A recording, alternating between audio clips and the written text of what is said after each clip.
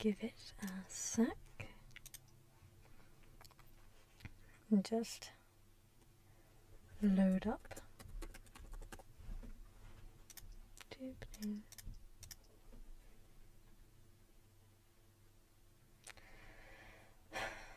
Let's see if I can get the fucking...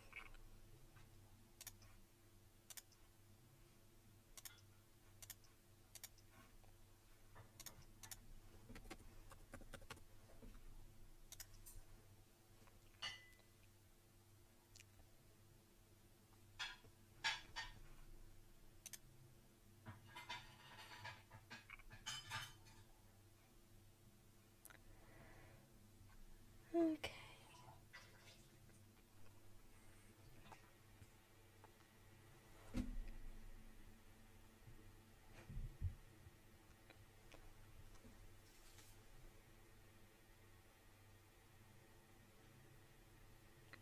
Just gonna share the link. Give me a second.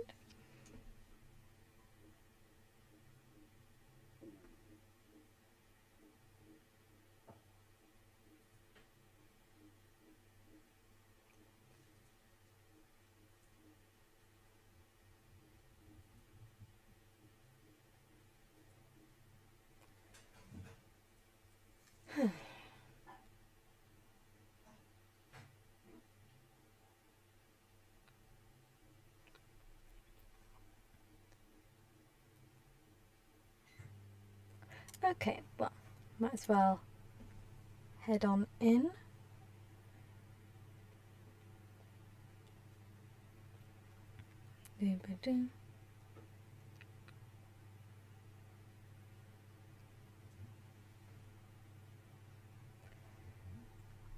Okay, so might as well do the intro, which I fucking planned. Also, like, if I'm a bit quiet or a bit loud or whatever, tell me, because I kind of need to know that. But anyway, so, God, yeah, I'm organised. I'm so organised. Fucking Christ.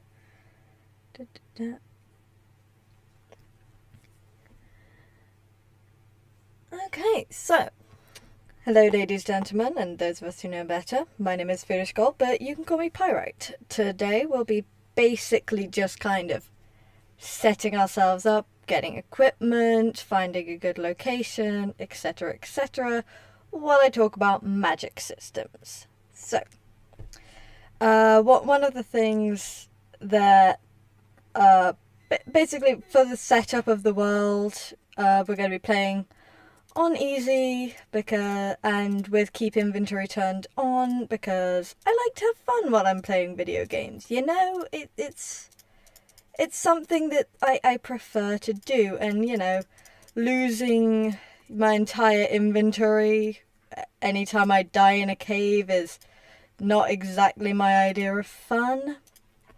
But yeah, that's basic world setup stuff that we're going to have going on. So, just gonna turn those into sticks, because I do not like acacia wood or jungle wood.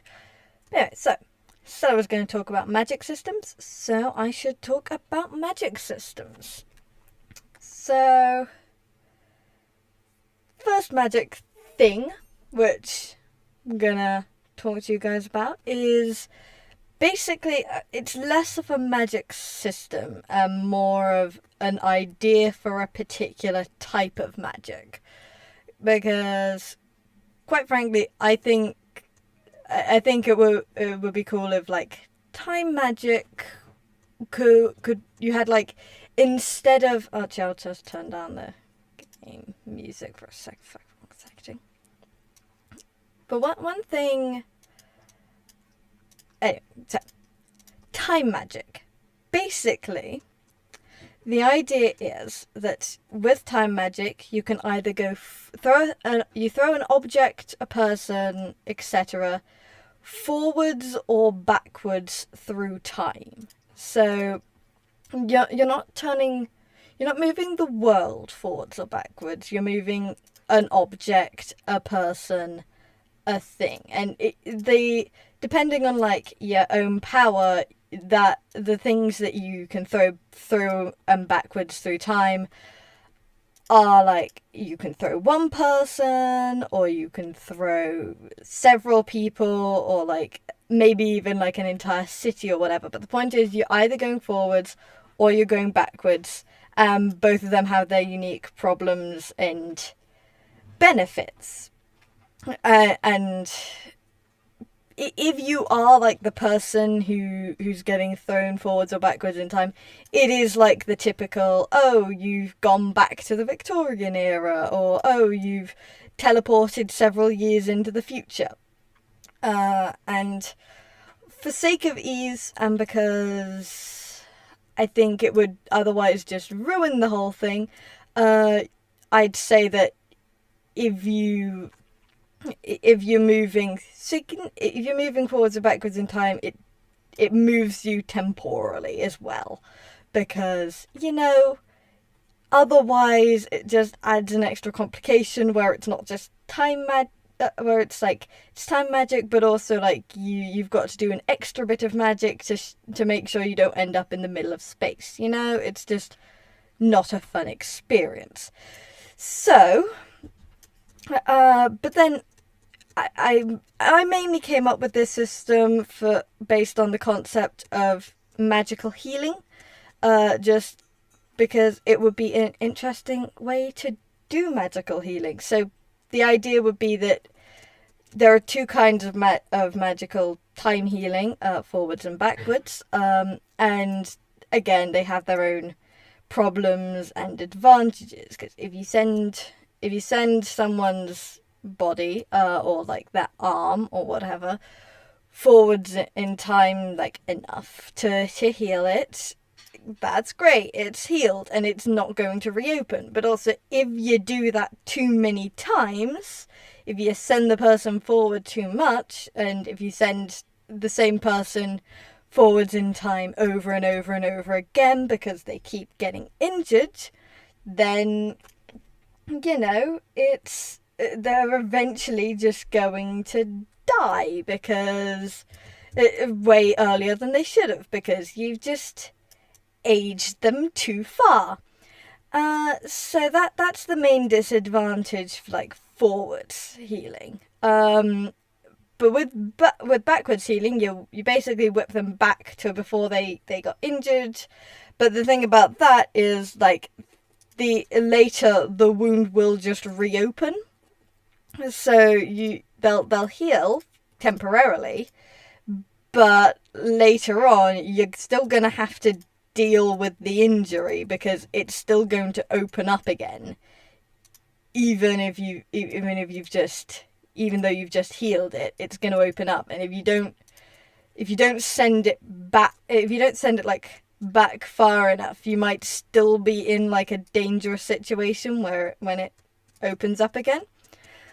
So yeah, that's the basic concept of like time magic and time magic healing that I came up with. But my annoyance is that I don't really have a place for it yet. Like, most of my magic systems I come up with for particular worlds that I write, because I am a writer. It's basically the one thing I do. So usually when I come up with a magic system, it's for a particular world, but this was just inspired by, I can't even remember what it was inspired by, but I saw something with like time magic, and my brain went, hey, wouldn't it be neat if you used time magic for healing? So I came up with this system of you whip them forwards or you whip them backwards, and they've got different perks and disadvantages. But yeah, but I don't actually have a world for it. And if you know me, some of you might, some of you might not. I mean, there's like 2 people watching right now, but future viewers potentially. But yeah, if you know me, you know that I have a lot of writing projects. Over 30 at my last count, and that was a while ago, and I've only gotten more since. So I don't particularly want to create a whole new world and whole new project just because I came up with a cool concept for a magic system. Well, not even really a system, part of a magic system. Fucking the 0 is not in the same place as it was in my old keyboard. Let's just run past you. Yikes. So, yeah, I don't particularly want to make a whole new system for just this one thing. But also, none of my current magic systems, none of my current worlds fit it, either on plot level or with the rest of the magic world building that I have for them, which is a problem if I want to include this if I want to include this neat bit of magic, which I do because I came up with it and I like it. Anyway, fuck, I should have made a sword. Don't want to. Nah. But anyway, so that's my little piece of magic which isn't fitting into any system. If I talk about a system during this stream that you think it could fit into, let me know. I'll see if I agree. Yeah, that took way too much of my health. Shit. Jesus Christ. Oh, actually I should cook these. But yeah, so now on to more full on systems. So one of my main writing projects is titled Unstable Magic. It used to be called Impractical Magic, but then I found out that there was already a novel called Practical Magic, and I did not want it to be associated with that because, it's not. I didn't know I didn't know that thing existed until I searched Impractical Magic and it came up and I was like, what is this? And it was like, well, it's, a fantasy novel, which is what I'm writing. But anyway, so Unstable Magic.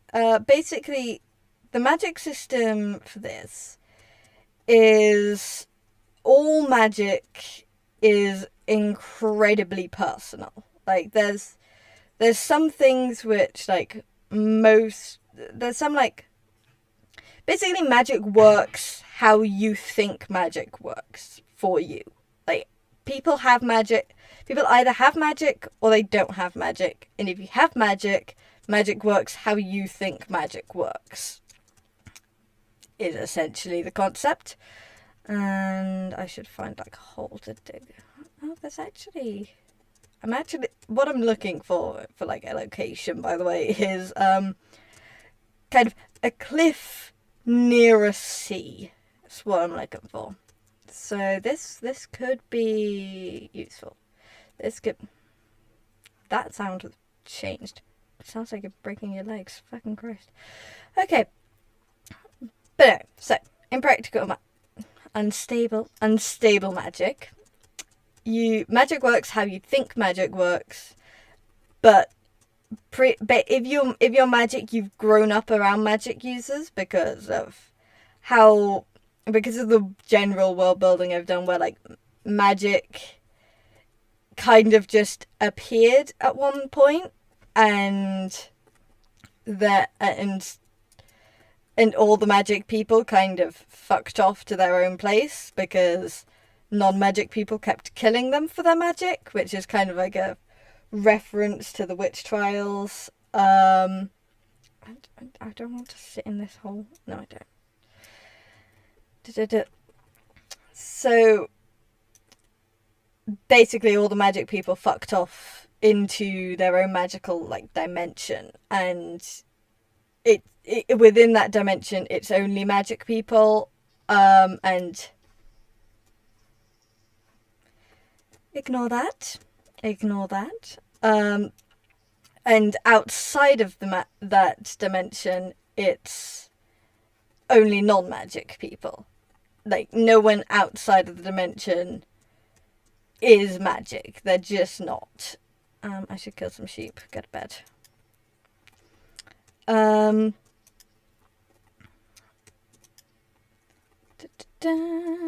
kill me. Don't kill me. Oh, for fuck's sake. So, basically, if you're magic, you've grown up around magic users. So the magic users that you've grown up with will have taught you how they think magic works. So that's how you'll think magic works, essentially. Yeah. So you generally have like kinds of magic which almost run in families. Like, they don't quite run in families because like occasionally there'll be like a kid who learns magic elsewhere or whatever. But magic, the ways people do magic is mostly dependent on how their family does magic, and to some extent like how their friends do magic, that, and how like their teachers do magic and that kind of thing. So it's kind of a mess, and there are like standard ways. Don't you fucking dare. There are standardized ways of doing magic which are kind of taught to everyone. So you have there, and there are also like ways of controlling magic better and limiting magic. So the main ones, and this is off the top of my head, I have this like written down somewhere, but I can't remember it. I can't remember exactly. I'm not necessarily going to remember exactly what I wrote. But the main like controlling methods are wands, which isn't just like a stick. It can be a bunch of different. It can be like whatever you decide a wand is. Like, some people have staffs which are technically wands, and I'm actually going to turn down these sounds like a bit more because they're really loud in my ears. I don't know how loud they are for you guys, but anyway.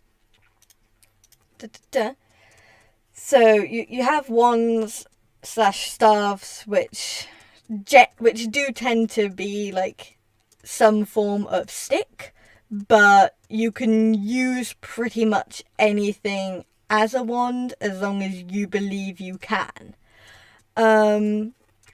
So wands basically just help focus magic in a particular direction. So you'll have, because magic can be very like unpredictable and, you know, unstable on its own in like its raw in like its kind of raw form. So it helps to have something to direct it, and that thing can be a wand or a staff, and they basically provide like a pathway for the magic to go through and act as a kind of control and limiting factor. And if that baby zombie, it's still fucking following me. Why are there 2 of them? 3? Fucking Christ. What are the spawn rates on baby zombies? Because I feel like I should not be being chased by 3 of the fuckers.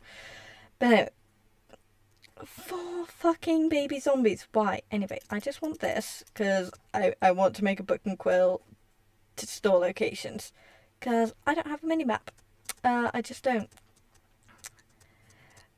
But yeah, so you have wands, you have staffs. They basically act as a control. They help you direct magic more easily, but they also like limit its power a little bit. On the generally speaking, like, that's just how they're taught to people. That's how people treat them as working, so that's how they work. Then we have amulets, and amulets basically what an amulet is anything. Actually, I think I called them artifacts because they don't have to be like a necklace or something.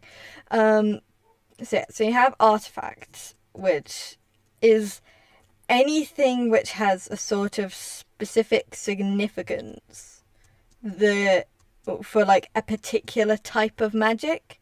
So you'd have an artifact that maybe it's a ruby necklace, so it's associated with fire magic, and it makes it easier to do fire magic. Or if you just channel magic through it, any magic you channel through it turns into fire magic. But even if you like go to channel water magic through it, the amulet will turn it into fire magic because someone's sunk a bunch of fire magic into the artifact to turn it into a fire artifact. And do I want magenta for my bed? It's the thing. We'll consider it. Just Jesus fucking Christ, why are there so many of the bastards? Yeah. So there's artifacts. There are also familiars, and pretty much every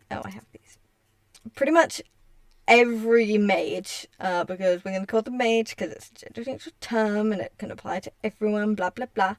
But pretty much every mage has a familiar, and a familiar is basically any creature, and they tend to be small for ease of like transportation, that kind of thing. But any creature which has some sort of effect, usually positive, on a mage's magic. So generally there'll be some sort of connection between the mage and their familiar. And frequently, but definitely not always, but frequently a familiar will be some sort of magical creature. But as I said, like nowhere near always. Like one of my main characters, her familiar is, I think I decided it was a bat. It might have been a bat, or it might have, I can't remember what the other option was. Oh yeah, no, it was a bat. The other option was an owl, which is actually her messenger, which is a function I introduced to the world for the purposes of the story, but it's not actually anything to do with magic. But basically her familiar is a bat, which is obviously not a magical creature. I mean, there are going to be magical bats in the world, but bats in and of themselves are not magic. So even though it's not a magical creature, it still helps her to focus, and it's still like it's familiars are kind of similar to wands, except alive, where like you can kind of channel magic through them and they'll help you with magic, and even if it's a non-magical creature, being a familiar will give it some kind of latent magic, and it'll be, helpful. But obviously, like as I said, a bunch of the time they're magic. Like one of my other protagonists. So the first protagonist I mentioned was called Willow. This one is called Angelica.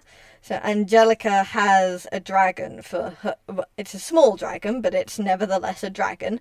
But she has a dragon as her familiar, and it helps her do magic because it is magic, and it can do magic, and also it can talk because it's a dragon. And I decided that most dragons in this world have human or human-like intelligence, because I like that in literature I consume, so why wouldn't I include it in literature I write, But yeah, so they can be magic, but they don't have to be. and often they're not. Especially if you're one of the poorer families, you're not necessarily going to have a magical creature as a familiar, because you're unlikely to have like the connections to contact ones, because magical creatures tend to be more like intelligent and less likely to just do what mages say. So yay, I have a bed now. Congrats me. I should find another cave. Also, I should find somewhere to set up so I can go diving into caves. But yeah. So there's familiars. But there's also spells and potions. And spells and potions work pretty much the same as each other. It's just that, oh, a village. Kind of useful. I mean, like, I tend to set up in a village, but also this time I'm going to build a village and populate it with cured zombie villagers. So I don't particularly want to move into an already existing village, especially since this, like, isn't in a location like the one I described. Oh, but cat. I do want a cat. Anyway. So I'm actually going to steal this while I'm here. Might as well. Yeah, so spells and potions work pretty much the same as one another, except potions don't have an instantaneous effect like spells do, because what they basically do is focus the magic to a specific effect, and they don't have that. There aren't like set spells. Like in Harry Potter, you've got set spells. Like this spell does this, no matter who's saying it. Whereas in my world, you have to learn spells for yourself, and often people invent their spells. And oh, there's paper here. I don't. I'll keep the sugarcane anyway. Put that now, that now, that now, that now. I don't use bows. I just don't. I'm really bad at long range attacks, so I'm just gonna put that in there. Mine.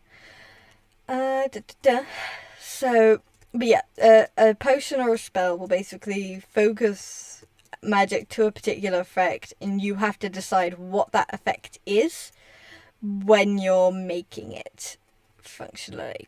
So, I mean, there are like standard spells that you can. Is this a good trade? 28 for 6 bread. Fucking maths. No, it's not. There are like standardized spells which most people teach. So there'll be like a short poem about fire, which is taught to a bunch of kids as a fire spell, and then it'll just be a fire spell, and it'll cause instantaneous fire. Whereas a potion, similarly, you have to come up with a potion. And there are standardized potions which people will teach to other people, like, hey, so if you're going to be doing, like, I don't know, a potion of healing, you probably want to put. You should put like aloe vera in it because that's associated with healing, or you're going to put in this or that. You're going to put in, like, I don't know, something that tastes nice, or things like that. And then when you learn that as a healing potion, when you make that and you sink magic into it, it'll be a healing potion. Like that's what it'll just turn out as. And I need to find, is there a crafting table in this village, or am I gonna have to place this? I'm gonna have so much bread, it's gonna be great. This is what I do with villages I don't move into. I just harvest all their fucking hay and make bread out of it, and then have just 5 stacks of bread that I live off for the rest of the game. It's great. But anyway, not what I was talking about.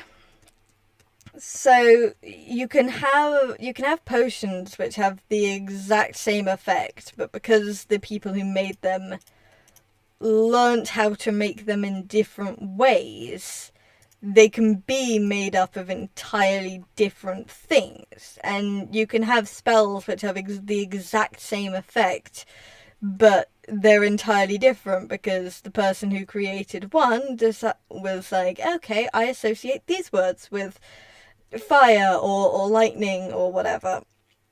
So these words are what my spell is composed of.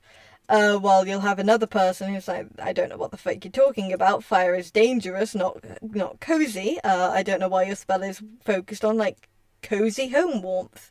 And their fire spell would be very different. So, yeah, basically, again, it's highly personalized, and you can have different things that do different things. And this is actually kind of a plot point because the main character is new to magic. Like basically everyone who has magic is not new to magic. They've grown up in this magical world. They all of their family and friends are magic, etc., etc. But the main character, Periwinkle, for plot reasons, she gets basically given a whole bunch of magic by someone else, and I'm not going to tell you who else because it's kind of spoilers for, like the plot.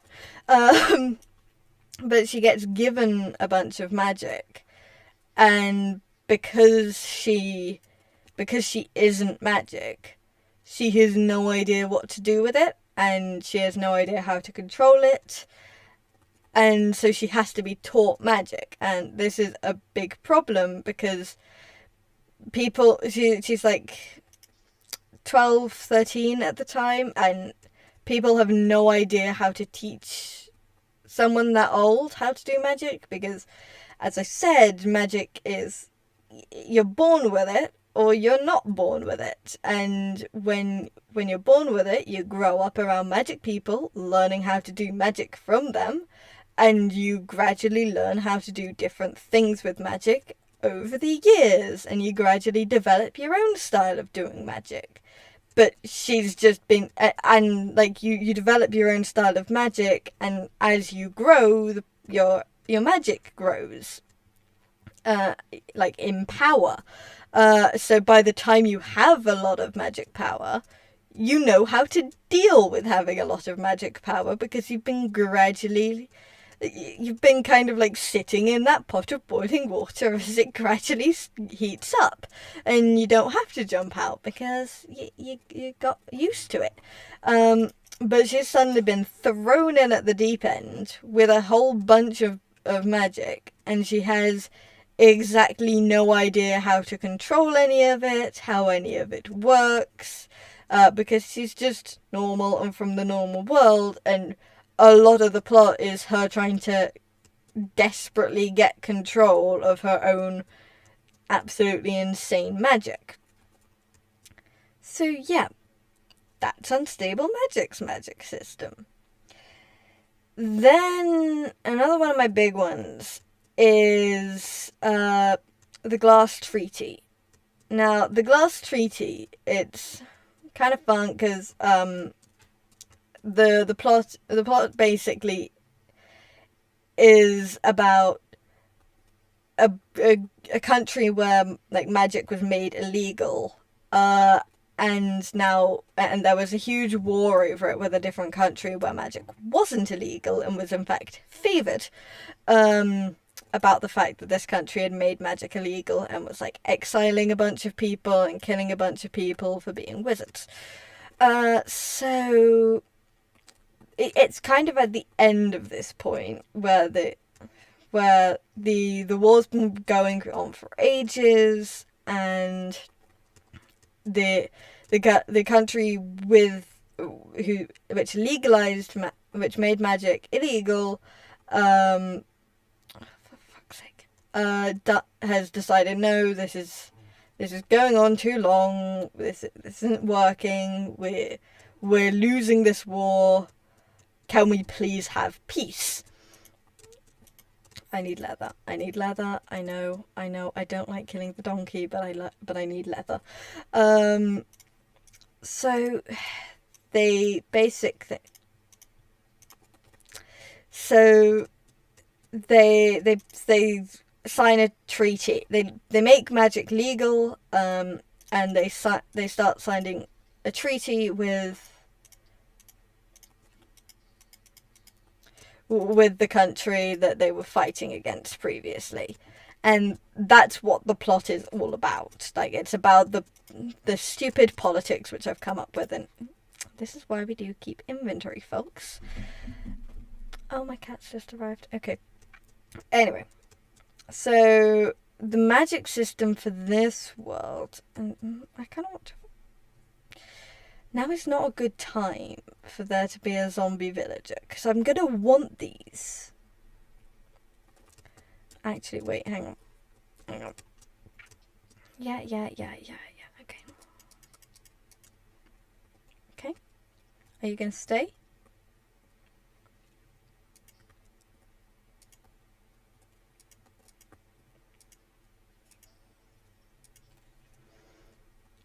If you could stay still, sir, that would be great. Oh, actually, I can make a boat. Hold up. Anyway, so magic for this world, magic needed to be something that, like, right, needed to be all one. Kind of would. Great. Sir, come back. Oh, fuck's sake. Switch boat. Get in the boat. Thank you. So ungrateful.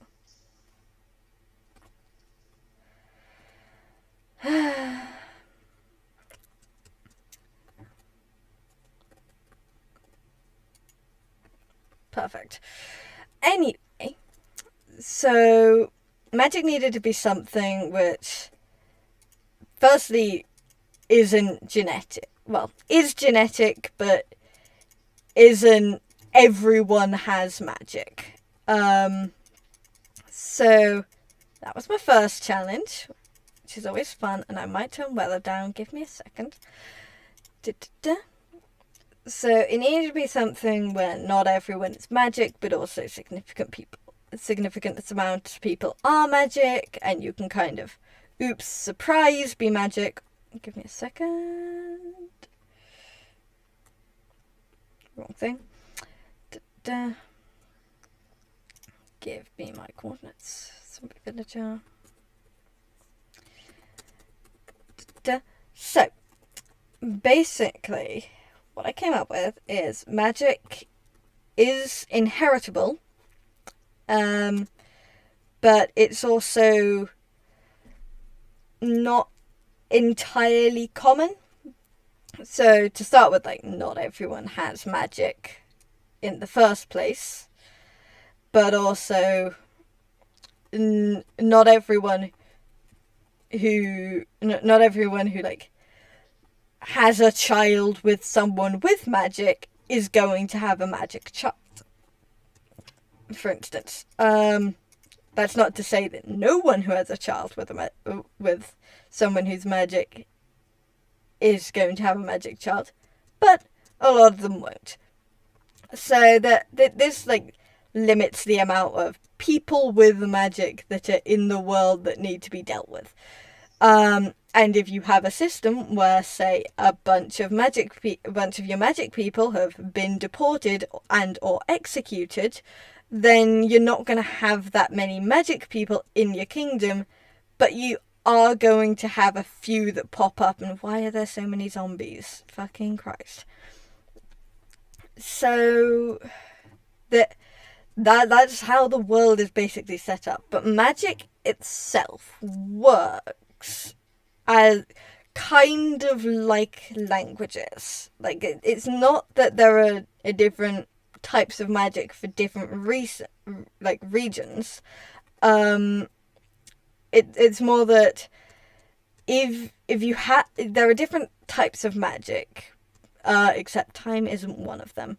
And I feel like time would fuck up my whole system if it was in this system. Like, I feel like it would be a bit OP. Oh, for fuck's sake, get out of here, you son of a bitch.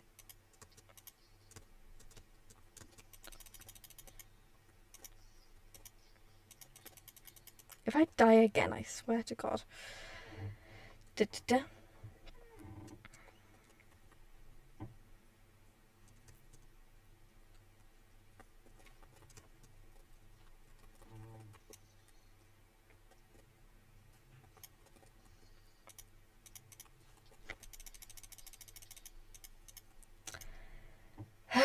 Okay, let's try this again.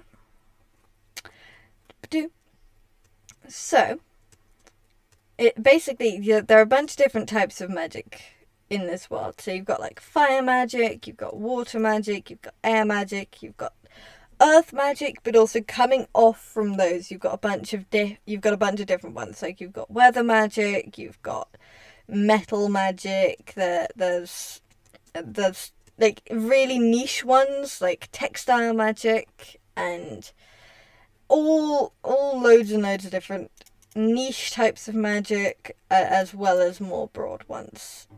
And the way it's kind of like languages is you've got one which you're predisposed to, which in the languages analogy is your parents' language. So you might be born with a predisposition towards, say, I don't know, lightning magic. That's not actually one of the subcategories. Let's say animal magic. That's one of the subcategories. It's a subsection of nature magic, which is in itself a subsection of earth magic. Well, actually, it's less of a subsection of earth magic and more of an offshoot. But whatever, not the point. So you have this predisposition towards animal magic, which is basically any magic to do with animals. It can be controlling animals, it can be talking to animals, it can actually hold up. This looks like the kind of place I was looking for. It can be like it can be speeding up the ages of magic of animals, etc., etc. But you have this predisposition towards animal magic, and because you have this predisposition towards animal magic, learning animal magic is going to be easier for you as a person. Oh, this is a bit small. So it'll be easier for you to learn animal magic, and you probably will learn animal magic if your parents have animal magic. Do I want here? Do I want that? I mean, these look a bit low on the hill for me, for what I'm looking for here. Anyway, so you'll have this predisposition, and it'll make it easier for you to learn that. But if you've learned that kind of magic, if you've learned, say, animal magic, it's then going to be easier for you to learn different types of magic that are associated with animal magic. So it'll be easier for for someone with animal magic to learn nature magic as a whole, and it'll be easier for someone with fire magic to learn bad example because I've forgotten my chart. I have a whole chart for this because it got very complicated very quickly because I came up with loads and loads of different subcategories. If you've got like earth magic, it's going to be more easy for you to learn metal magic. If you've got metal magic, it's then going to be easier for you to learn, say, jewelry magic or whatever is on my fucking huge chart. So Yeah, I mean, that's not to say that, like, a fire magician can't go, hey, I've got fire magic, but it's not going well, I don't like it, or I just want another skill, and go, okay, I'm going to learn plant magic, let's go.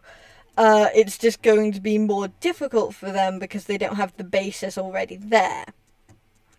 Which is why it's like languages. But yeah, there's one branch of magic in that system which is generally feared, which is psychic magic. And psychic magic is kind of the main reason why the country made magic illegal in the first place, because it's very dangerous and it can be really easily misused.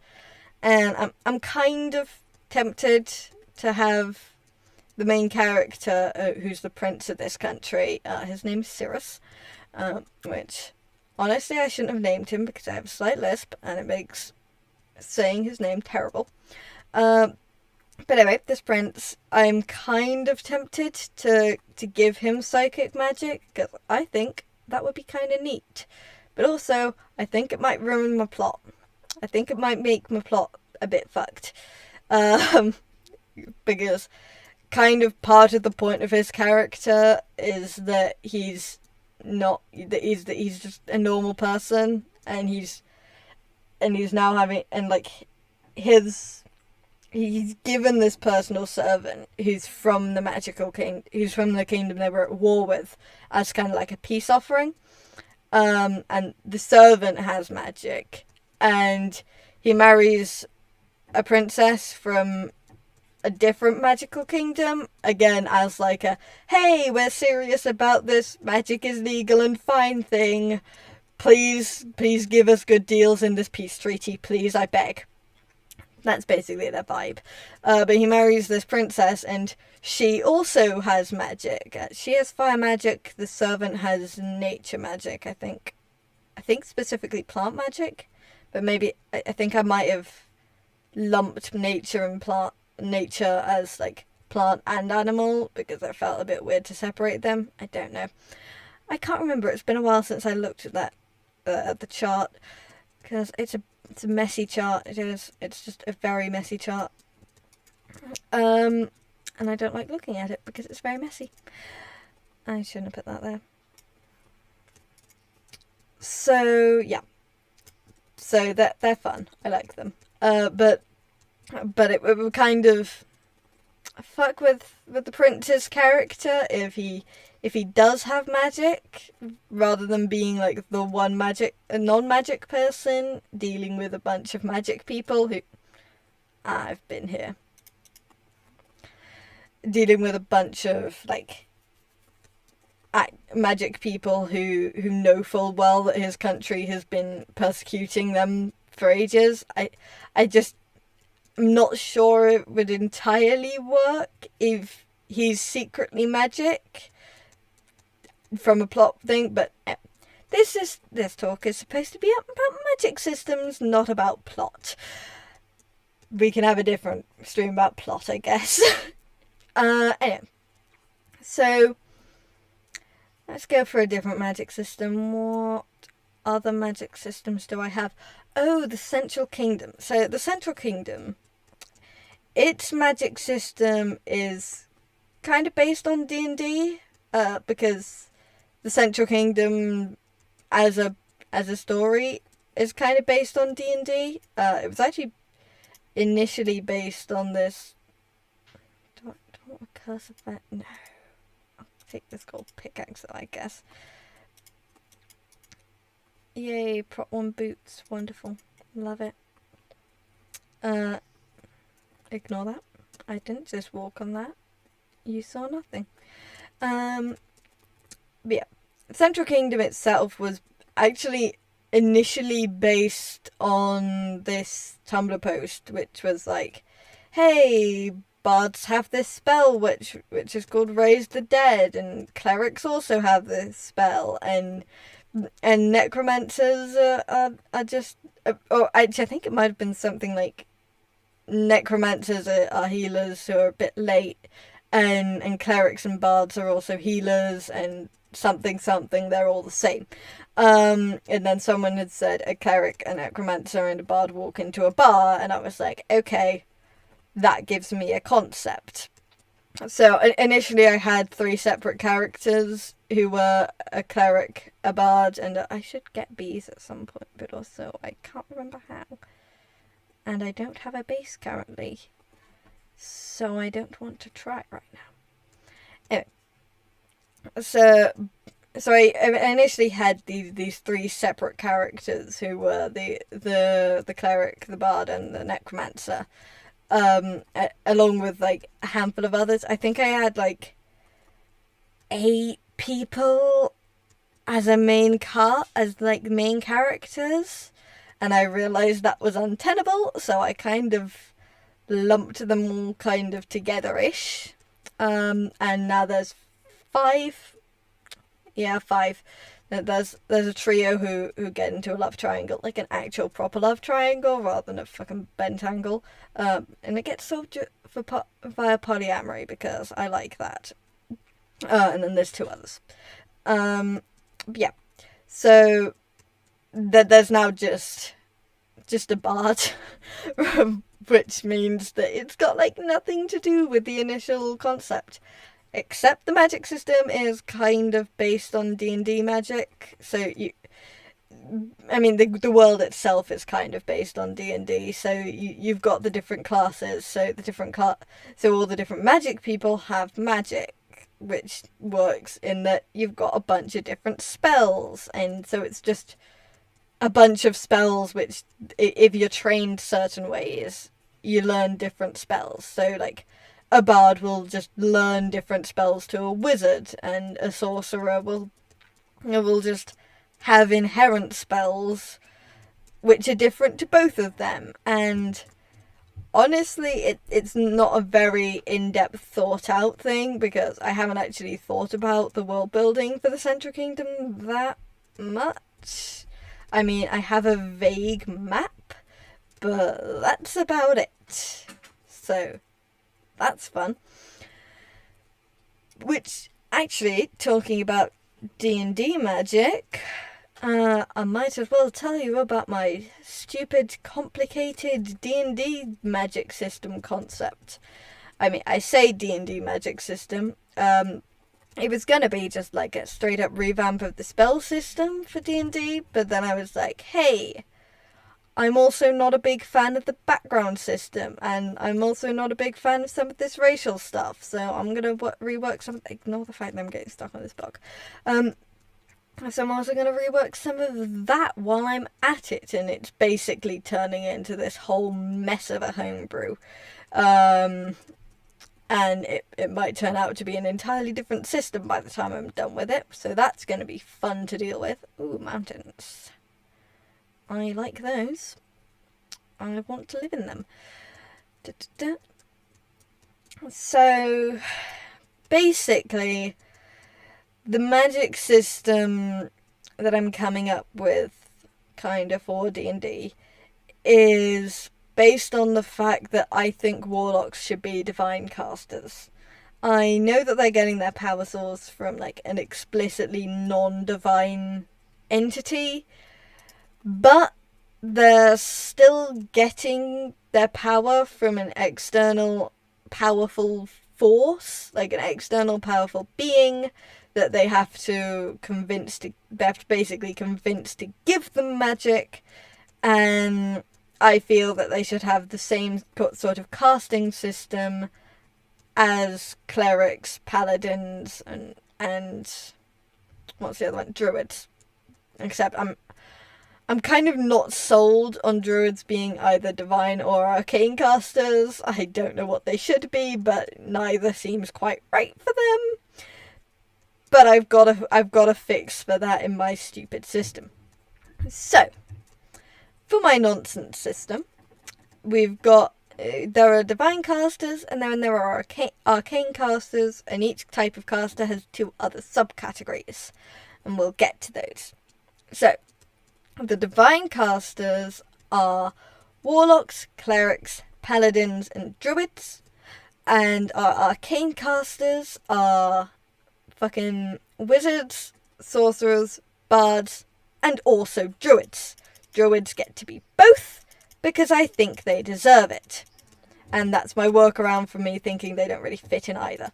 And yes, I'm fighting this zombie with a pickaxe. It's because my axe just broke. I'm an idiot. I should have made another axe. Or I should have made a sword. And I'm gonna die to a baby zombie now. That's delightful.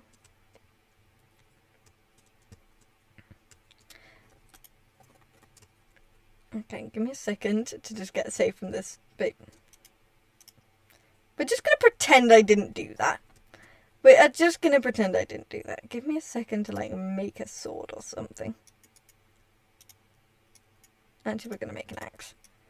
Because they've got good damage, and fuck it. And they can also be used to chop down trees. But anyway. So, we've got our divine casters, we've got our arcane casters.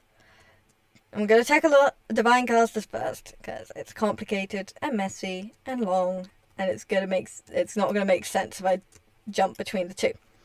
So, divine casters. The two subcategories are chosen and devoted. Now, now, when you're creating your character and you pick a divine caster, you get to choose whether your character is chosen or devoted. Now, oh, dogs. I kind of want a dog. Do I have enough bones for this? How about I don't get blown up by a creeper? How about that, though?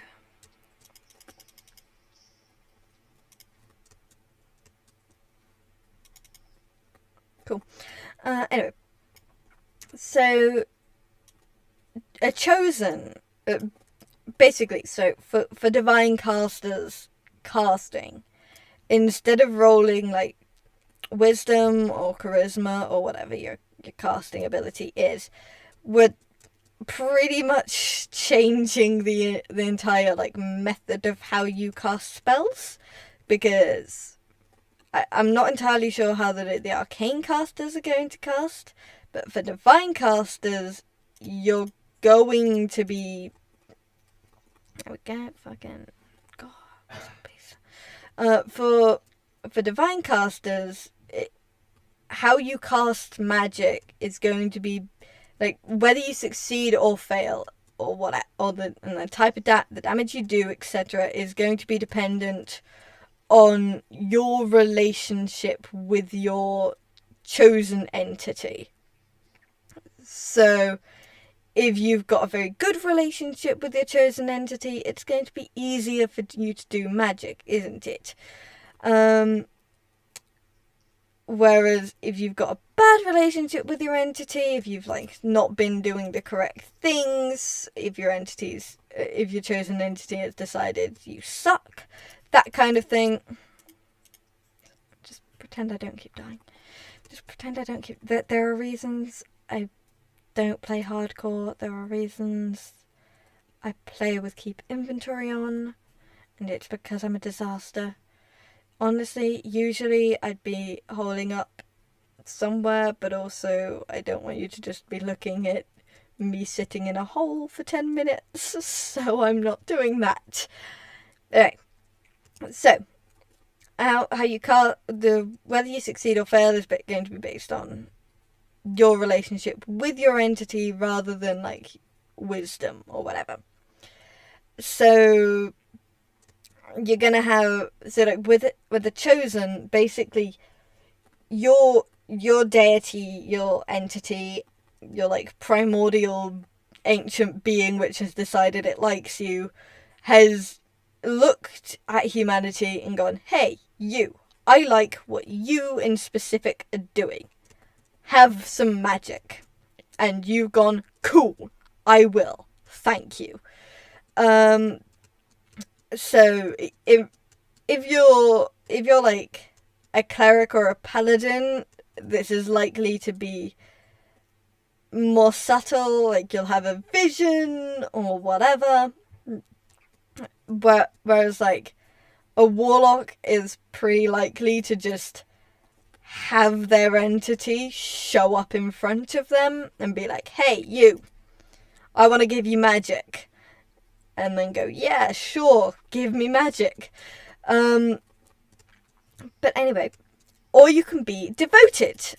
And devoted means you picked an entity and went, hey, I like what you're doing. I am going to do what you say. I am going to follow your teachings. I am going to follow your screeds. And eventually, and after at some point, your chosen entity went, hey, you seem to be, went, okay. I see that you have chosen me. I see you have devoted yourself to me. Have some magic as a reward. Have this. And basically how this will mechanically affect you is, I'm not entirely sure how I'm going to balance this, because I don't want Chosen to just be like a starter version, and then like if you want like an actual challenge or whatever, you pick Devoted. But basically, or like if you want long-term play, you pick Devoted. But basically what it is at its current state is Chosen gives you like an initial boost to your relationship with your deity, whereas Devoted makes it easier for you to, in the future, increase your relationship with your deity. The theory being, like, if you've already convinced them to give you magic based off your actions, it'll be easier for you to do so in the future. While if your deity chose you, they're going to obviously have like an initial boost. They're going to obviously have like an initially better relationship with you than someone who chose their deity. Fucking, let me hit you, bitch. Anyway, so that's theoretically how that's going to work, and any divine class can be either chosen or devoted. With arcane casters, you've got learned or inherent. I think I used inherent as my vocab, but learned or inherent, and basically learned classes are wizard and bard, and inherent are druids and sorcerers. So what this basically means is, with a learned class, you can do pretty much whatever magic you want. Like you might pick a specialization, but you can do pretty much whatever magic you want within that specialization. And I'm never going to use this raw chicken.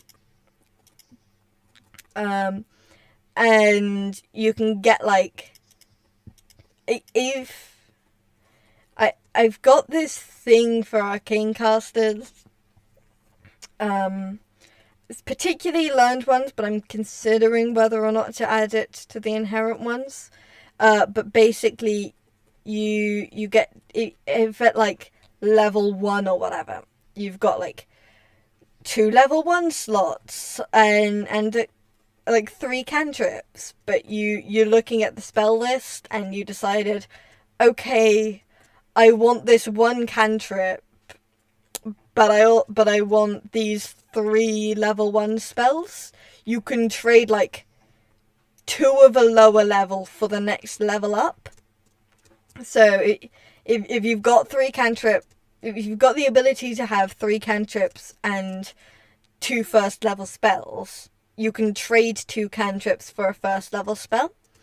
And I feel like that would have to have some level of DM discretion. Like if you're like, hey, I'm gonna trade all my spell slots, because if like you're on level 3, if you're like starting on level 3 or whatever, and you're like, hey, I'm gonna trade all my spell slots for a level 9 spell or whatever, that might break the game a little bit.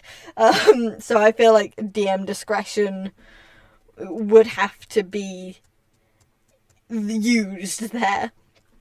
But anyway, so you can learn like a wide range of spells as a learned caster, and you're less limited in like what you learn and how you learn it. Because I feel like for a learned caster, it would be more easy to learn new spells. Like, I feel like they should have some sort of bonus to leveling up.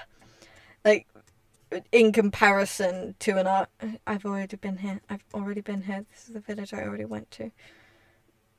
I might actually put this in the book. Oh, fucking Christ, I keep hitting control instead of function because this is a new laptop and I'm not used to its keyboard yet.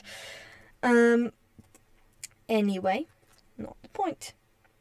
Oh my god, fucking... Anyway. So... Then you've got inherent casters, and inherent casters, basically, I think inherent casters, I think would get maybe more powerful spells earlier on, but you've only got a limited range. Like, if you're a sorcerer who's picked, I don't know, draconic heritage, and you've picked like an ice dragon, then you're pretty much only going to have ice spells.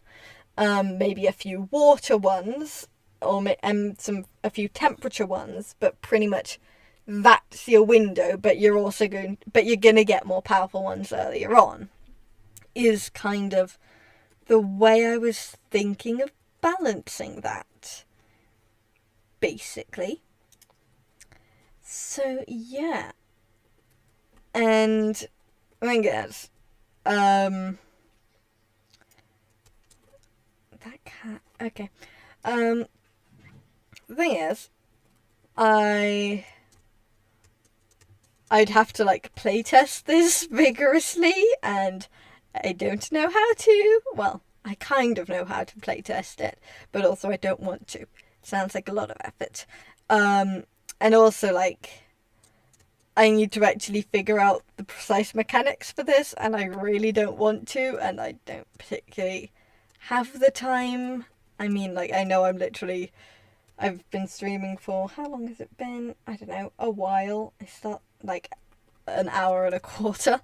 I know I've been doing that, but I don't have much time to be figuring out an entire D&D-esque system, especially when I've complicated it. And basically, the entire thing of this D&D system that I'm creating is like, character creation would take like twice as long, but it would also be like more in-depth and detailed, and I feel like I'm walking in circles because I keep dying. Oh, there's a swamp biome over there. I'm gonna start sleeping at night.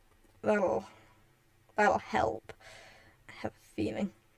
But yeah. So, like I said, I'd be revamping backgrounds, because with D&D backgrounds, like, they're flexible, but I'm not entirely sure they're flexible enough. Like, Folk Hero is like the typical D&D background. Like, oh, you came from this small village or small town or whatever, and then you did some amazing thing, and now everyone loves you, and what was the amazing thing you did? Except, like, one of my main character, who I play in the longest running campaign I've been doing, that is her background, except, like, what I wanted for her is less, I did this amazing thing and now everyone thinks I'm a hero, so I'm going to go off and be a hero. I'm more, I want to be a hero. I haven't really done anything, but I'm going to go off and be an adventurer and like, one of the things is that in the world we have these guilds where you can just get trained up, and she just went and joined one of those. Like, she didn't do anything particularly special. Like, she didn't have some defining hero event which made her into a folk hero. She just went to be trained because she kind of wanted to.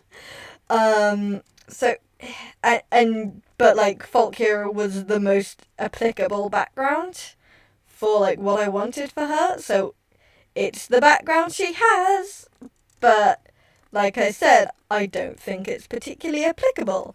And I've got several characters who need to be like a mix of entertainer and criminal, and like there's some leeway given for that kind of thing, because there is like a thing where it's like, hey, if you're gonna mix and match, take this, that, or the other.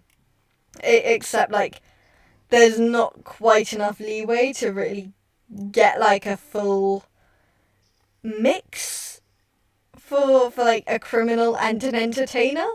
Because like there's just, and also like languages. I feel like languages should be easier to learn. Like I feel like there should be more opportunities to learn languages and have your character know a bunch of languages, because I have characters who I wanted them to know like a bunch of languages, but because like with character creation, it's like, hey, you're allowed this. Not if you're going to customize your background, this is the max kind of thing you need. You need like you need like 2 skills or 2 languages. And it's like a total of 2 skills or languages. And I'm just like, well, I need these skill proficiencies for this character, but also I want them to know like 5 languages, and I can't get that, you know? So I feel like I need to revamp that whole system to make it like both more complicated, but also better. Cause do I need 2 of these? Yeah, I'll freaking grab 2 of these. More complicated, but also like better because it allows for more flexibility. You know, like it'd be one of those things where it's like, okay, so look at this whole list, and now pick from another huge list. But also at the end of the day, you've got a better end result. I'm actually going to turn all of these into sticks just because inventory space is kind of getting to be a premium already, which is always great. Let's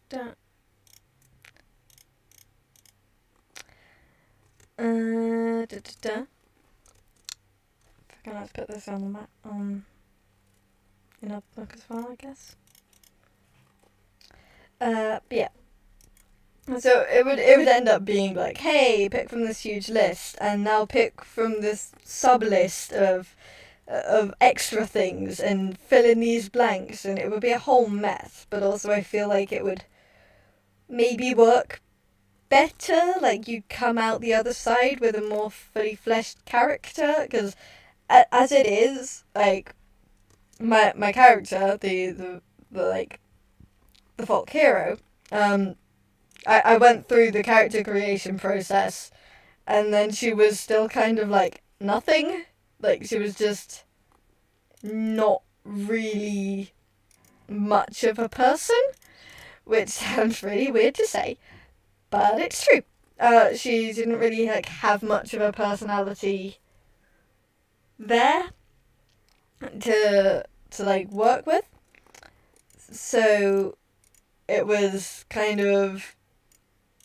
difficult. Like, literally the only kind of character trait I had for her was like chirpy and generally nice, and I had like no background for her beyond the fact that like she lived in this nice happy family, and I feel like character creation, like the system should include like things like, hey, are your parents dead or alive, you know? It feels like there should be some sort of thing like that built into the character creation, rather than like, oh, you've made your character, now come up with all their backstory stuff now that you've done that, you know? I'm not actually going to need two cartography tables, but I want them. Anyway. So, yeah. Because, like, I feel like for the as part of, like, the goal of this is to, like, limit the amount of extra materials needed to, like, play D&D and have a good... Sorry, I'm getting distracted because my cat's on the bottom of my bed and he's being very cute. But anyway. So I'm just going to leave this here for a moment while I deal with this village and to let that smelt. Yeah. Basically my goal would be to, like, limit the amount of like, extra materials that you have to use, because, like, currently as it is, a lot of the time, like, you go through character creation and then you have to, like, find some sort of thing which is like, hey, here's 20 questions that you should know the answer to for your character, and I just want to, like, limit the amount of that needs to happen by having that, like, built into the character creation. And it's not necessarily even things that would have, like, a mechanical effect on the character. It's just, you know, stuff that you need to know. So, yeah. That's basically that magic system. Fucking... What other magic systems do I have? What other worlds do I have? It's one of those things where, like, you know you've got a lot of them, but as soon as you have to think about it, your mind's blank. Okay, we'll make it just like what I'm thinking.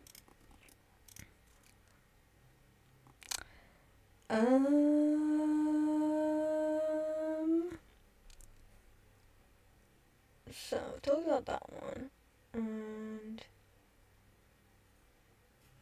sorry, just gonna drink some water as well.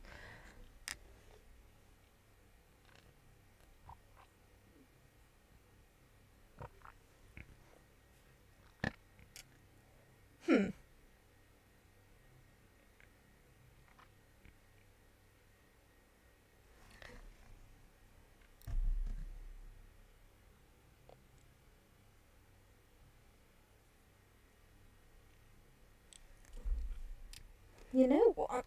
I'm gonna have to delve into my fucking documents just to find like some of my... Oh, wow.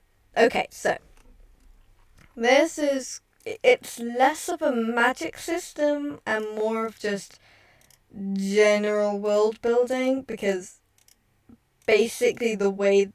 Okay, so the project is called Regarding Gwendolyn Bailey. And it's...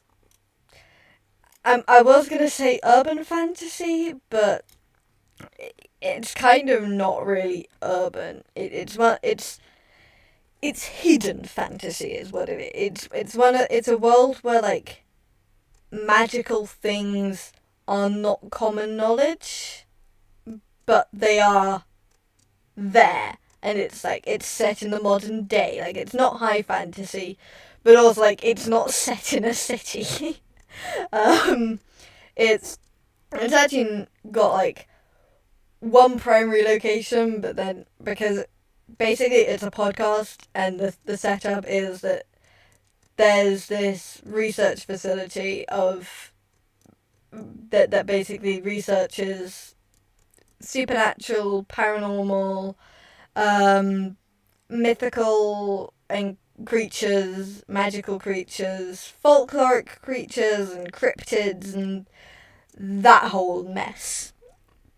So that's the basic concept. So it's there are constant, like, research expeditions out of the institute to, like, capture these creatures and bring them back and study them, etc., etc. So there's the main location, which is the facility, but there's also a lot of the episodes take place, well, most of the episodes the bulk of it isn't taking place in the facility, because it's a report from an expedition off to like the Outer Hebrides or Italy or whatever to fight. Oh, there's a pillager outpost. I don't want to fight pillagers.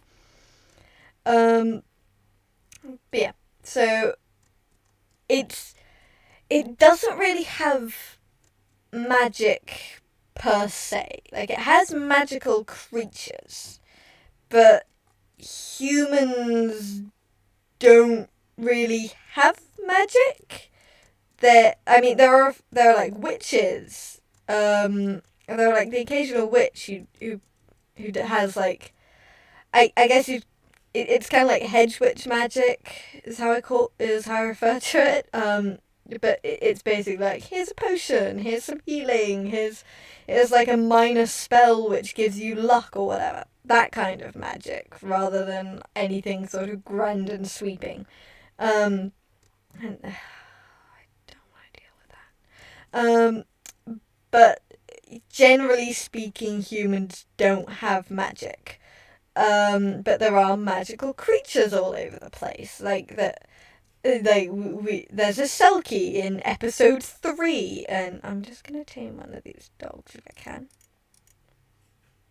I hate it when they do that. Ugh, where are some skeletons? Anyway, so it's less magic and more there are magical creatures all over the place, and they have their own sort of powers, except they don't really have specific powers. It's a mess to explain. But so they just kind of exist, and it's just that's what they have their specific abilities, which is like what makes them a magical creature or a folkloric creature or whatever. But it's less of a magic system, which, we're going off topic anyway, so why not? But basically, you've got magic, these creatures running around the world, and they're mostly thought to be, mythical, just folklore, just a cryptid or whatever, except, they're real, in this universe. So it's it's fun and spicy. So yeah, that's that one. And actually, I should mention, so one of the things about this world is there are the creatures, but also people can have heritage of these creatures, like, especially if it's like a humanoid creature, like, have I got the right? Oh god. No, I don't want to fight you, I don't want to fight you, I don't want to fight you, I don't want to fight you, I don't want to fight you, I don't want to fight you, I don't want to fight you. Yeah, like, especially if it's like a humanoid creature, like if it's like a mermaid or something, or like a Selkie, there will be people running around who have that heritage, who like are related, who are like in some way, they've got some Selkie features, or they've got like some siren features or whatever, and like it Jesus Christ. It varies how much you inherit based on like how far back in your lineage the Gorgon or the Oracle or like the Selkie or like the Harpy or whatever was. It depends on that, like, affects how much you'll have, how much of like the features you'll have. And like with a lot of fucky genetic stuff, it can kind of skip a generation or two on occasion. So like you can have situations where like two people who look perfectly normal have a child, and the child has like hooves because somewhere down the line someone had a child with a satyr or whatever. So yeah, it's fun like that, and 3 out of the 5 main cast have some sort of magical heritage, which they don't know about, and it's fun plot, you know? Which actually is a very fun plot for me because one of the non-magic people actually knows that they have it. Like they grew up around like witchy people, and so they recognize, oh, that person has heritage, but they don't seem to be talking about it, so I'm not gonna be rude and bring it up. You know? So yeah, that's fun. Fucking Christ. Yay! I've got a hole. So... Alright, Joe, I've got a bed. I don't need to be hiding in a hole. Give me a sec.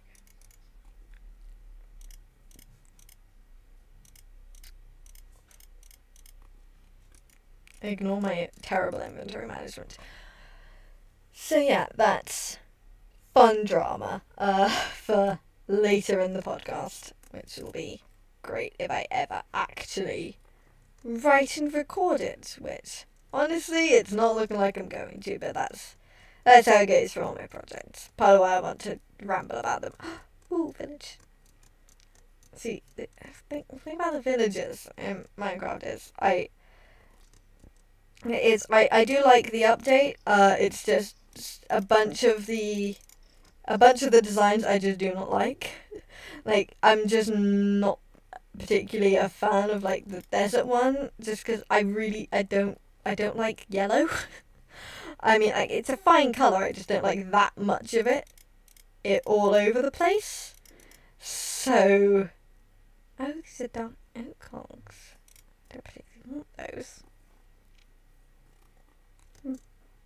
So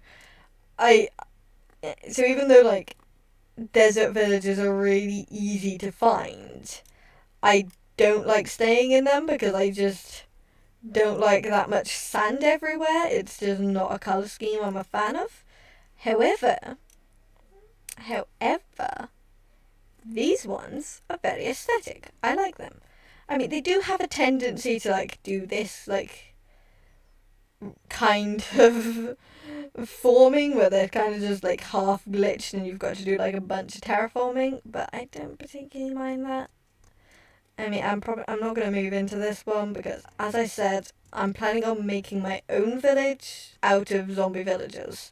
Well, out of healed zombie villagers, obviously, and I'm planning on making it kind of on a cliff, because basically what I'm planning is my own house is going to be like in a cliff, and then we're going to build out over a sea if possible, and we're going to build, you know, a village over the sea, and honestly I might go the full hog and get like warped wood or something, because I think that'll look neat to make the village out of, and I do not need this many grindstones, but I'm going to steal them anyway.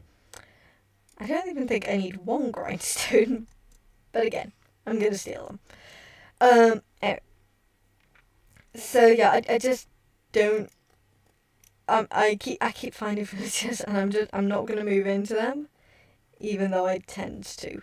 But yeah, like I whenever I'm like doing a survival world, and I come across, oh, Wolf, will you? Oh, fucking Christ. And I come across like a desert village. I'm like, yeah, okay, but also I just don't like looking at that much sand, and any trees you plant near them look all dead and awful, and I just don't want that. Like, I want a readily available source of wood, but also like the things, the foliage is going to look terrible, you know? Oh, can it be night so I can get some skeletons and I can tame this wolf? Oh, I should get the fucking coordinates. Fucking, I keep doing that. Okay, village 3. So yeah, it's annoying because I like and appreciate the cool different village designs, but I only actually like looking at like this one and the plains one, and like the icy one. So yeah, that's fun. Even though the desert one is, generally speaking, I know this, for in this world we've only found plains and... Are you angry? Jesus Christ. It barked and it startled me. Wonderful. Even though in this world we've only found like plains and that one, I usually find like 3 desert villages. It's a problem. Anyway, so magic. Yeah, just generally, I like building magic systems. It's fun. Bigger. Jesus fucking Christ. Partially just because I like writing fantasy, and if you're going to write fantasy, you probably need a magic system, and they're just fun to create. And you gotta have like a magic system that works, even if it's like not, even if it's not like airtight. You gotta have it working enough, and it's gotta like, oh, I should, nah, I'm not gonna get birch. I don't have room for it really. Oh, I'll drop these stone cuts because I'm never actually going to use them. But yeah, like, it's... You need to have, like, a magic system that at least works with the story you want to tell. Because if it works enough with, like, the themes and the plot, it doesn't necessarily matter so much if... like, there are a few holes in it, or there's, like, some thing which would make it, which would, like, be an easy exploit to immediately become, like, god of the world or whatever. So, yeah, that's, like, a tip for magic, for world building, except, like, it's not really actionable advice, is it? Just, yeah, make it good. just do it well, you know? Anyway. See, the thing is, I'm kind of running out of things to talk about, but also we have not got to the point which I wanted us to get to, which is, you know, having found a spot to build, because I'm fussy, and I did find some mountainy bits near a cliff, near an ocean, and I decided it wasn't good enough, and I am not going to try and find my way back there, because it would take forever. Yes, I'm eating sweet berries. I know they do nothing. I know I have bread. They're taking up an inventory slot, and I don't want to just throw them out because they're food. Oh, swamp biome, cool. But yeah, so I'm meant to be talking about magic systems. Yay, magic. Think. What other worlds do I have? I mean, I've got this one world which is, I can't remember what I've called it. I can't remember what I've called it, but I have this one world which is like, it's basically, so there's this kind of, the story of, there's this basic like thing of caper stories, where it's like, it's crime, but it's told from the criminal's perspective, and there's this basic thing with like fantasy caper stories where it's kind of like, I'm specifically thinking of like the Lies of Locke Lamora here, but there's this thing where it's like, hey, we've got this like relatively small criminal, like they've got minimal actual sway, and they're going up against like a mob boss or whatever, or like the equivalent of a mob boss, and it's because like, oh, we like underdog stories, so we're going to make the protagonist an underdog. Except I decided, okay, for this we're going to be from the perspective of kind of the mob boss. Oh, that's right. It's called Right Hand Man, because the main character is the right hand man of the like big criminal leader in this city which is absolutely laden with crime. And I haven't exactly figured out the magic system of this world yet. I just know there's going to be magic, and it's going to be quite rare. Like, not many people have magic, and even fewer people have strong magic.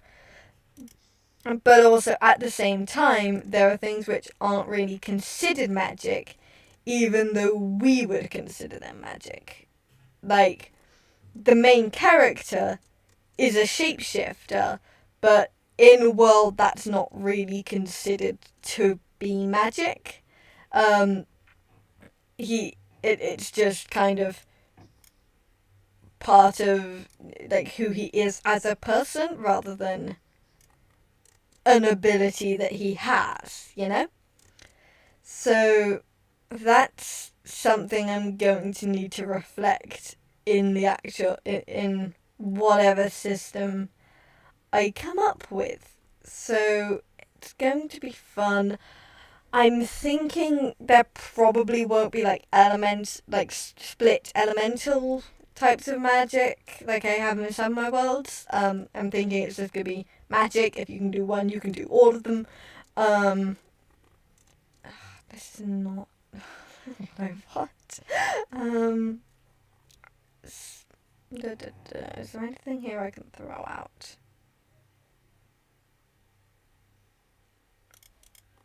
I can make those later if I need them. I probably won't, but I can if I do.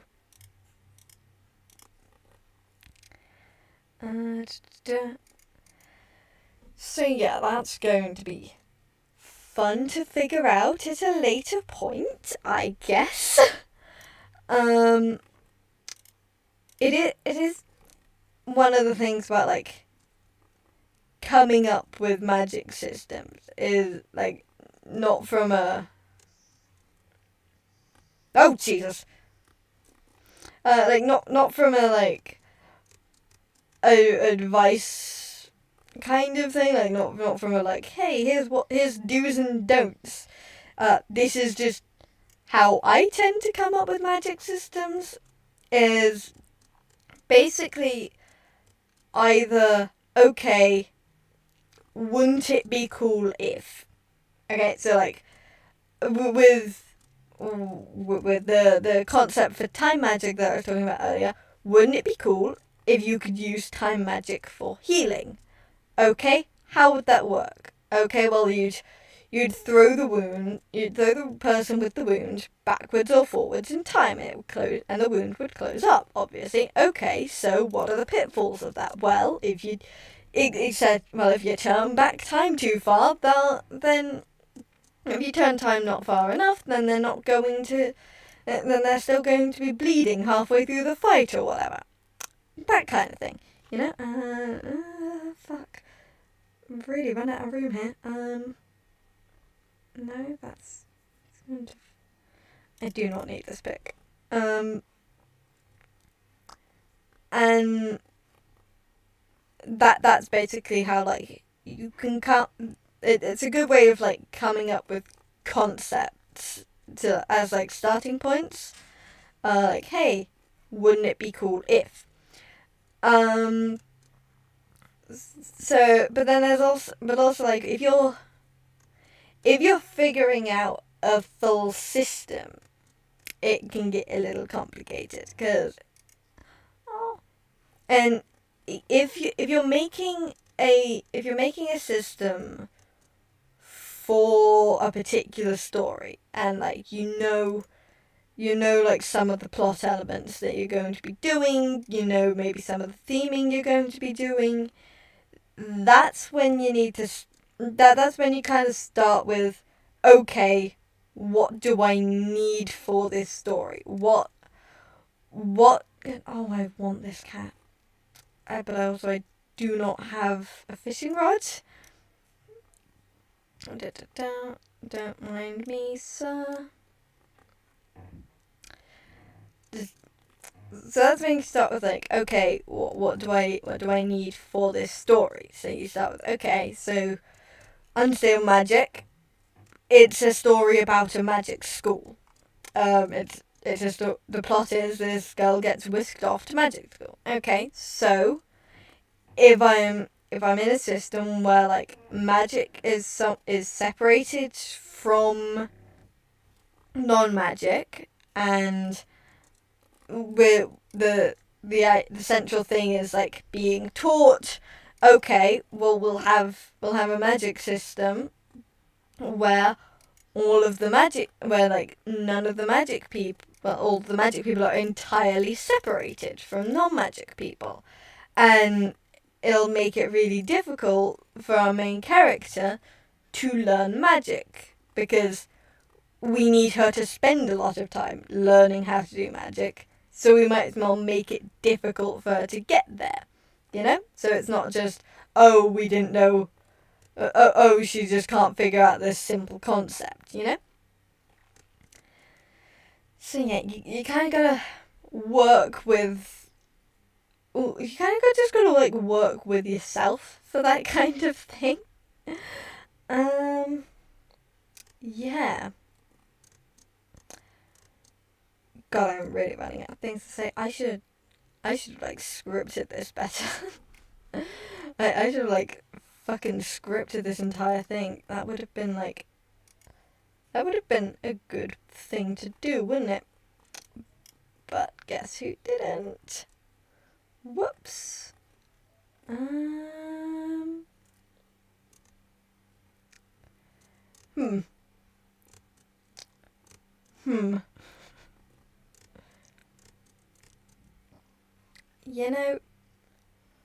I'm gonna have to do better at picking topics for this. Or at least, like, network better so I can get a bigger audience who are more likely to, like, give me topics to talk about, Anyway. So, I've been swimming for, like, 2 hours. Okay, cool. I think I might wrap it up here, because it does not look like I'm going to find a place anytime soon. So I might as well end here, find a place off stream, partially so you don't see me die like 50 more times. Just stupid things. And also because I've run out of things to say about magic systems, which I didn't think I would, but also, like, there's a magic system which I'm avoiding talking about because I'm pretty sure currently my entire audience is people who are involved with the project, and so they already know that magic system. So I don't want to just tell them things they already know, So, yeah. but also I can't remember any of my other magic systems, which I know I have. I know I have, because like I said, I've got like 30 projects, and most of them have their own magic systems, even if those magic systems aren't very well thought out yet, because I haven't thought them out yet, because I've been procrastinating working on them, you know? Oh, actually, wait, hold up, what's this? This looks cliffy, and this looks watery.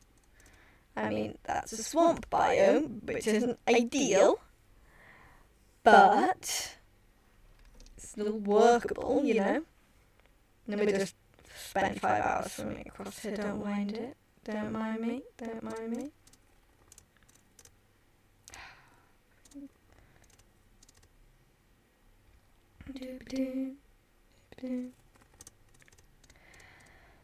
Okay. Yeah, anyway, so magic.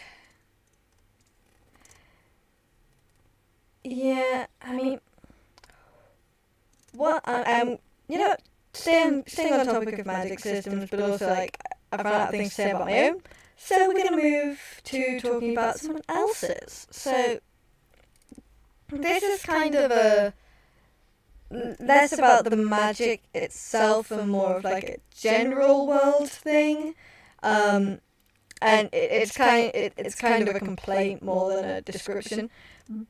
But so there's this book, well actually it's a series by Genevieve Cogman, called The Secret Library, which is also, I'm pretty sure, the name of the first book. But basically the concept is there is this giant library which collects unique books from countless different worlds. It's kind of like a multiverse thing, with like a bunch of the worlds being fantasy, a bunch of the worlds being sci-fi, a bunch of the worlds being like a crossover between the two, and this isn't what I wanted it to be. This is not what I wanted this to be. Whatever. Anyway, so I mean, I might be able to work with this. It's not really what I wanted to be, though, is it? But anyway, so that's the basic. That's the basic like setup. Like there's a secret library which has a bunch of librarians whose job it is to go out into these worlds through these basically portals, and collect specific editions of specific books because they're like unique books to that dimension, and they want a copy for the library. So that's the premise. The main character is a librarian. I think her name's Irene. I can't remember. It's been a while since I read it. But my kind of pet peeve about this book is the library and the librarians basically have magic, and this is the thing which I've seen in like a few pieces of media where like there's in the world there's some sort of ability that a bunch of people can do, and there's also magic. And the two are basically indistinguishable. But only one of them is called magic. And if you call like the basic ability, if you call like the other ability magic, people will get pissed because no, it's definitely not magic. Magic is this, not that. Or even like if magic is like a taboo thing, like this is a thing in Ruby, where like magic is taboo and not many people, and there's like a thing where like some people think magic isn't real because it's very rare and no one talks about it and whatnot. So you'll have these people trotting around with like the ability to like, I don't know, duplicate themselves or like control magnets, and they're like, how dare you suggest I have magic? This is clearly my semblance. And it's like, what are you talking about? That's magic. But basically the librarians have magic, except it's not called magic, it's just library stuff. It's just librarian abilities. I think they have a term for it. I can't remember what the term is. So we're just going to call it librarian stuff. But they have this librarian stuff. But then there's also magic, which is what the Fae do, as in like fairies. As in like evil, like not necessarily evil, but like, you know, like folkloric fairies rather than flower fairies, if that makes any sense. Whatever. It might not. But you have magic, which is what they do, and then you have dragons, which I'm pretty sure they don't do magic, but they have dragon powers. It's again one of those things that dragons have some separate ability, which is like distinguishes them from the Fae. And one of the things that this book set up, which I hate as like a world building thing, is dragons are beings of order, and Fae are beings of chaos, and librarians are meant to be this middle ground that like keeps the balance. Except, first off, librarians should be a symbol of order, right? Like, that librarians literally, they spend, as like a job, it's organising books, right? I mean, obviously it's more than that, but organisation plays like a key role in a library. A librarian should, if you've got this whole thing of like the library as an entity and librarians as some sort of class, then they should be forces of order, not some weird middle ground between order and chaos.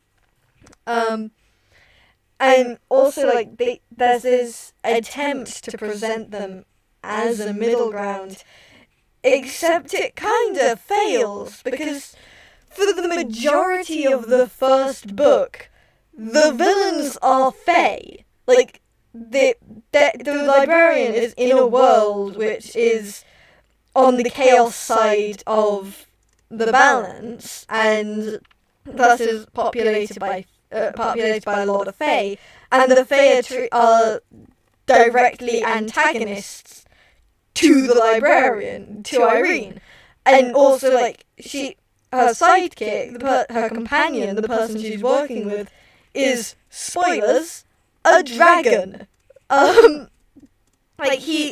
It's trying to set up, it's trying to be like, oh, order versus chaos, and we're in the middle, except this librarian is just so blatantly on the side of order, because she's fighting against chaos alongside a dragon who is a force of order.